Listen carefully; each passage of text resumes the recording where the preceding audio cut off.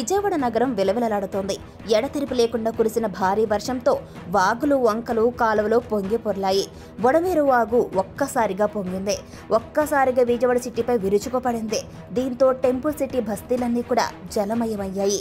నిన్నటి రోజున మొగల్రాజ్పురం వాసులపై కొండ చెరువులు విరుచుకుపడిన ఘటన మరవకముందే బుడమేరు వాగు విజయవాడ సిటీ వరదల్లోకి నెట్టింది. దీంతో సింగ్ నగర్, చిట్టినగర్ ఇలా చాలా కాలనీలన్నీ కూడా జల దిగ్బంధంలో చిక్కుకున్నాయి. ఎటు చూసినా బుడమేరు వాగు నీరే కనిపిస్తోంది. రోడ్లు 5 అడుగుల మేర నిలిచిపోయిన నీటితో చెరువులను తలపిస్తున్నాయి. ఊహించని రీతిలో విజయవాడ నగరాన్ని వరద నీరు కకావికలం చేసింది. ఎప్పుడూ లేని విధంగా పరిస్థితులు నెలకొన్నాయి. దీంతో మంత్రులంతా కూడా వరద ప్రాంతాలకే పరిమితమయ్యారు. విజయవాడ ఎంపీ కేశినేని చిన్నితో పాటు మంత్రులు నారాయణ, కొల్లు రవీంద్ర, అధికార యంత్రాంగం వరద ప్రాంతాల్లో పర్యటిస్తున్నారు. వరద నీటిలోనే బాధితులను పరామర్శిస్తున్నారు. నీట మునిగిన కాలనీల్లో జనాన్ని కలిసి ఇబ్బందులను తెలుసుకుంటున్నారు.